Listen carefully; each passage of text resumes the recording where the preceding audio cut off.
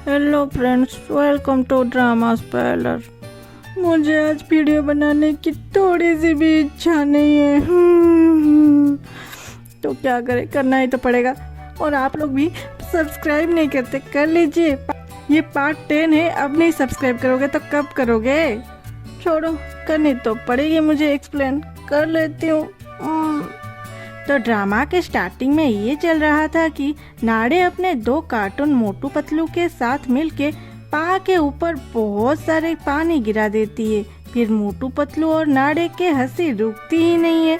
मोटू पतलू एक साथ बोलते हैं, अरे पा तुम हो, हमें तो तुम दिखी ही नहीं। सॉरी, गलती से तुम पे पानी गिर गया। फिर क्लैप करते हुए हंसते हैं। पा कुछ सेकंड चुप होके ठंडे दिमाग से सोचते हुए अपने बैग से फोन निकाल के नाड़े को अपने ओर खींच के उसके साथ एक सेल्फी लेने लगती है। और ये 3 मंदिर पोज दे रहे थे। फिर पा बोलती है, इतनी प्रूफ काफी है, और वहाँ से जाने लगती है। नाड़े को अचानक से अक्ल आती है और वो, अरे क्या प्रूफ करने वाले हो, बोल के पा के पीछे जा ही रही थी। फ्लोर पे गिरी हुई पानी के वजह से वो गिर जाती है। ये देख के मोटू पतलू बालकनी से छलांग लगाने की कोशिश करते हैं। तभी पतलू बोलती है, बेटा तुझसे ना हो पाएगा, सीढ़ियों से जाओ। और पतलू छलांग लगा के नाड़े के पास आके उसे उठाती है। दूसरे सीन में नुआन फिर से नाड़े पे चिल्ला रही थी, क्योंकि ये सब करके वो एक तो पा को एविडेंस कलेक्ट करने में हेल्प कर रही थी, और दूसरी अगर नाड़े को कुछ हो जाता तो। फिर आगे दिखाता है, नाई लीता से अकेले में मिलने आया था। एक्चुअली वो लीता से कुछ बातें निकालना चाहता था। लीता नाई पा से शादी की है जान के उसे कंग्रेचुलेशन बोलती है। बातों ही बातों पे नाई बोलता है, मेरे माँ और पा की रिलेशन कैसी होगी, मुझे तो इस बात की चिंता है, अच्छी बनेगी भी या नहीं। लीता ये सुन के बोलती है, ऐसी कोई प्रॉब्लम नहीं होगी पा को। तो नाई बोलता है, तुम मेरी माँ और दा को तो अच्छे से जानते थे, क्या तुम्हें पता है उन दोनों की रिलेशन कैसी थी?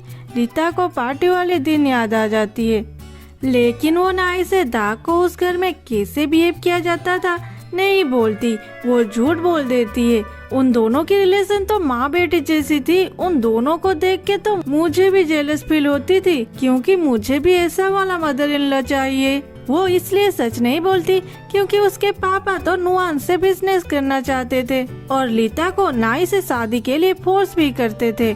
अगर वो सच बोल देगी शायद उसी के पापा उसे घर से निकाल देंगे। पा के वजह से नाई को अपनी माँ के ऊपर जो छोटा सा डाउट था वो क्लियर हो जाता है, इसलिए वो बहुत खुश होता है और थोड़ी बातें करके नाई वहाँ से चला जाता है। तभी नाई के पास पा की मैसेज आता है। पा वो सारी फोटो नाई को सेंड की थी जो वो नाड़े और मोटू पतलू के साथ ली थी। फिर पा नाई को कॉल करके पूछता है, क्या इतना एविडेंस काफी है? तुम्हारी सिस्टर कितनी अच्छी है प्रूव करने के लिए? फर्स्ट डे ही ये लड़की मुझसे ऐसी बिहेव की है तो मेरी बहन यहाँ पे किस हालात में रही होगी। नाई तो अब क्लियर था कि दा से उसकी माँ अच्छे से बिहेव करते थे। तो वो बोलता है, एविडेंस के लिए जरूर तुमने उसे भड़काई होगी। पा ये सुन के इरिटेट हो जाती है और बोलती है, तुम्हारे आंखों में पट्टी बंधा है क्या? इतना ढांसू वाला फोटोज थी मैंने, फिर भी अपने बहन को सर पे बिठाए हो। तो नाई बोलता है, तुम मेरे मॉम और बहन को नीचा दिखाने के लिए कोई भी घटिया प्लान मत करना। पा बोलती है, क्यों? तुम्हारे माँ और बहन का ये भलाई वाला नकाब उतर जाएगा इसलिए। तो नाई बोलता है, ऐसा तो कुछ नहीं होने वाला, मैं बस ये सोच रहा हूँ कहीं अगर मुझे गुस्सा आ गया तो क्या होगा। पा बोलती है, क्या करोगे तुम? मरना है क्या तुम्हें? ओके, जो करना है करो, मैं भी यहाँ जो करने आई हूँ वो करके जाऊंगी। फिर फोन कट कर देती है। फिर से उसे कॉल आती है तो पा फोन रिसीव करके बोलती है, अब क्या हुआ?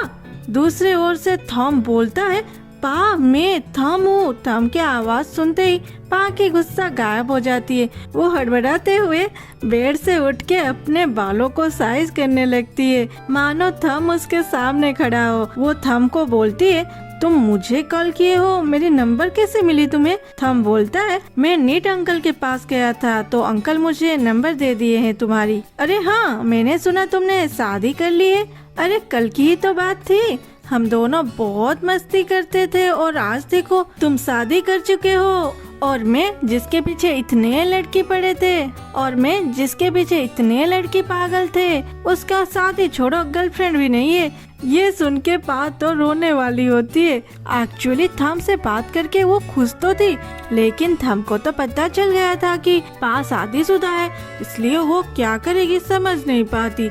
थम से बात करने के बाद वो अपने पापा को फोन करके उन दोनों के बीच क्या बात हुई सारी बातें पापा को बोल देती है। नीट ये सुन के बहुत जोर जोर से हंसते हैं। पा बोलती है, पापा मैं अब क्या करूं, मैंने तो शादी कर ली। नीट बोलते हैं, तो क्या हुआ, तुम तो सिर्फ 6 महीने के लिए उस रिश्ते में हो, टेंशन क्यों ले रहे हो। पा बोलती है, उससे पहले अगर हमने शादी कर लिया तो, अगर उसकी कोई गर्लफ्रेंड बन गई तो। नीट बोलते हैं, तुम सिर्फ नाई से दूर रहो, बाकी मैं देख लूंगा। फिर दूसरे सीन में दिखाता है पा जॉब इंटरव्यू के लिए एक कंपनी में आई थी और वहाँ आते ही नुआन उसे देख लेती है और अपने सेक्रेटरी को बोलती है, ये यहाँ क्या कर रही है, सारी खबर मुझे चाहिए। और जब उस कंपनी के बॉस के साथ नुआन मिलती है वो बोलती है, मीटिंग स्टार्ट होने से पहले मैं कुछ बोलना चाहती हूँ।